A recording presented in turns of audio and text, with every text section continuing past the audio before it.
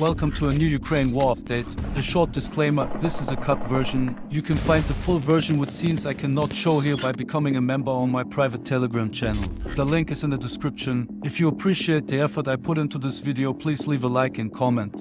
Heavy clashes between Ukrainian and Russian forces took place in the north in the region of Kupiansk and in the area around Donetsk, southeast of Kupiansk. There was intense fighting documented in the corridor between the towns of Avdiivka and Yahitny. There, the Ukrainian Ukrainian regiment that is classified as Special Operations Force defended the town from heavy Russian assaults conducted by mechanized units of the Russian 26th Tank Regiment. If we take a look at the bigger picture, however, we can see that most likely more units were involved in the battle. Additionally, the Ukrainian troops had fire support in the form of artillery, mortars and MLRS HIMARS rocket system that reportedly struck targets in the region. Helmet cam and drone footage captured pretty well how this battle actually was fought on the ground. The Ukrainian operators made use of interesting assets here, including a Black Hornet PD-100, a micro UAV primarily used for reconnaissance purposes. Due to its small size, it is very useful at close ranges, which typically refer to distances between 1 and 2 kilometers in this context. Most of the engagements took place in the gray zone between the Russian and Ukrainian held territory, where the first stage of the battle was most likely documented in this area. Ukrainian soldiers had to work through the tree line that was separating the gray zone. A pair of Russians managed to man a dugout, but the Ukrainians cleared it immediately. This was only the first wave of attacks the fighters had to face. Meanwhile, a Russian T-72B3 was sent in to shell the tree line and took a direct hit. The tank was most likely sent in to relieve pressure from the Russian foot soldiers in the tree line. From the cover of their trenches, the Ukrainians continued to engage Russian troops with small arms fire and disposable rocket launchers. From the videos released from this battle, it strongly looks like the Russians had a pretty hard time maneuvering on the Ukrainian trenches. Russian fire team who took position behind a destroyed armored vehicle, however, managed to set up a proper base of fire to engage the Ukrainians in their trench. In an attempt to increase the pressure on the Ukrainian defenders, a BMP platoon led by a tank launched an attack and advanced in a column formation towards the gray zone. This and the proper base of fire established by the Russian fire team gave the Russians enough room to breathe and maneuver closer to the Ukrainian positions. In fact, they managed to push up so close that they came into Ukrainian hand grenade range. Still, the Russians did not manage to gain fire superiority, and the Ukrainians continued their defense without visible hardships. With this I mean that they mostly stayed in control of the situation and maintained their freedom of action pretty well. The fact that the advancing Russian BMP column turned around and discontinued their push, at least from this avenue of approach, was also favorable for them. Here we see Ukrainian operators making use of another interesting asset to counter the Russian offensive actions. A 120mm Scorpion mobile mortar system. This system played a crucial role in repelling the attacks on Avdiivka. To attack and disrupt armored Russian elements a little bit further back in the rear, the Ukrainians deployed a huge number of FPV drones striking numerous tanks, infantry fighting vehicles and trucks. This war has shown so far that the effective engagement range of a simple infantry platoon can easily be increased of up to 10 kilometers and more when they have a drone operator in their ranks.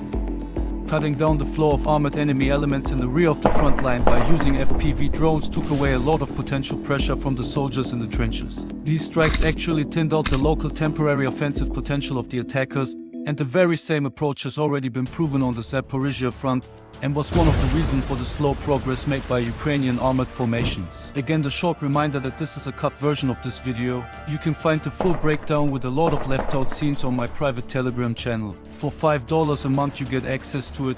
There I can show and talk about things I am not able to show or talk about here. The link is in the description. Seems like the Ukrainians gained so much control of the situation that they were able to launch a small local counter-attack with a single T-80 tank that drove head-on to the tree line and fired right into it multiple times. A Ukrainian soldier was following the tank from a safe distance and filmed from the ground. The tank also had a camera mounted on top of its turret. Here the location. The next day the tank conducted an attack again and targeted a group of Russian infantry. The Ukrainians also used M777 howitzers to target the incoming Russian waves.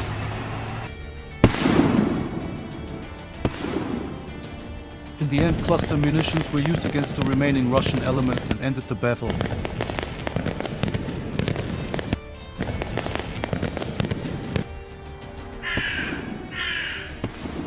a Russian BMD-2 with a group of infantry on top of it.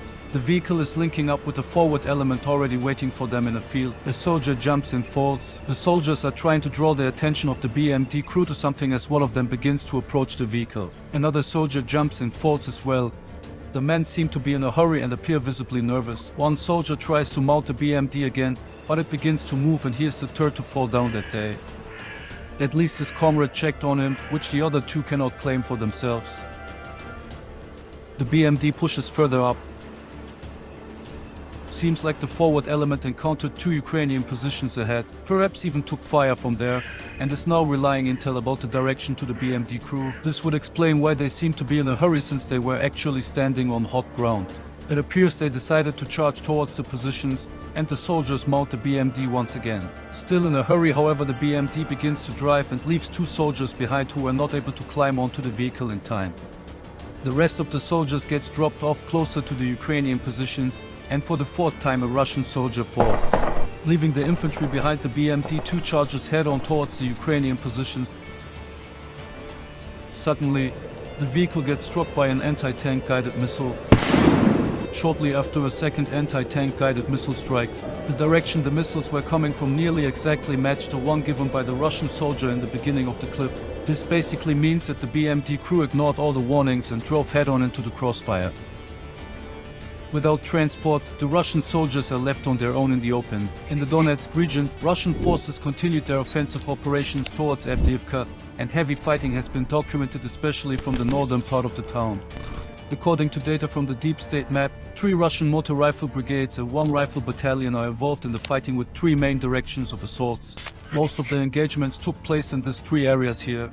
Russian forces managed to occupy parts of this height after taking heavy losses. Drone footage from the Russian 114th Separate Motorized Rifle Brigade shows the Russian flag waving on the height after Ukrainian forces were partially driven out of their positions and had to fall back. The Ukrainians on their side retaliated for the partial loss by hitting the flag with an FPV drone. It seems that, according to the Deep State map, Russia by now has gained total control over the height as I was working on this update. As this video shows, M2 Bradleys from the 47th Mechanized Brigade were also sent into the battle to reinforce the north. At first, this video has wrongly been attributed to the southern front by many people, but the 47th Mechanized Brigade was in fact just recently relocated to the Avdiivka front to help holding the lines there. In addition, Leopard 2 tanks also entered the battle, and the 114th Motorized Brigade already claimed to have destroyed one. They released drone footage showing a Ukrainian Leopard 2 that got abandoned by its crew and is later seen burning. The hit on the vehicle, however, was not shown. The quality of the drone footage is, as always, pretty bad, and I cannot really tell what took out the vehicle. Besides the capture of the hill, this was the most significant visible success Russia has made so far. In addition, it was claimed that also at least 1 Bradley was destroyed, but video footage confirming this is missing right now. Despite these advancements, Russia still throws large amounts of manpower and equipment into the battle, and a number of Ukrainian drone videos shows Russian armored formations trying to break through Ukrainian defensive lines to encircle the town. This video shows a Russian BTR column led by 2 tanks coming under heavy fire during one of these pushes. Unable to break through, the Russian column had to retreat and the infantry abandoned their BTRs to flee on foot back towards the Russian lines. This footage was recorded near the village of Krasnohorivka, and I assume the Russians were part of the 277th Rifle Battalion. Also, it seems large portions of the Russian soldiers here are actually DPR fighters. Drone footage later then showed the 3 BTRs destroyed in the same spot. According to a Ukrainian soldier serving in the 109th Territorial Defense Brigade, the current Russian assaults are the harshest this small town has ever experienced in the entire war. Wave after wave of Russian soldiers and equipment are being sent towards the Ukrainian lines, following the tiring, common Russian operational approach known since the Second World War: quantity over quality. Here we see a drone hit on a Russian truck at a Dragon Teeth's anti-tank obstacle site. Disrupting Russian fortification attempts should have been one of the #1 priorities since the Kherson offensive. That, however, is only my opinion. What do you think about this? Let me know in the comments. Also, I would be glad to hear your feedback regarding this update. I tried to use more maps and animations this time to better depict the events and add more educational value. In the area of Klishchivka, the Ukrainian 5th Assault Brigade stopped a Russian mechanized assault as drone footage released by the brigade shows. From the footage it looks like that not more than a platoon-sized Russian element was involved, but under the shadow of the massive ongoing Russian offensive in Avdiivka and the recent offensive attempt in Ivanivka. It is interesting to see that Russia once again tries to expand its actions on a larger front.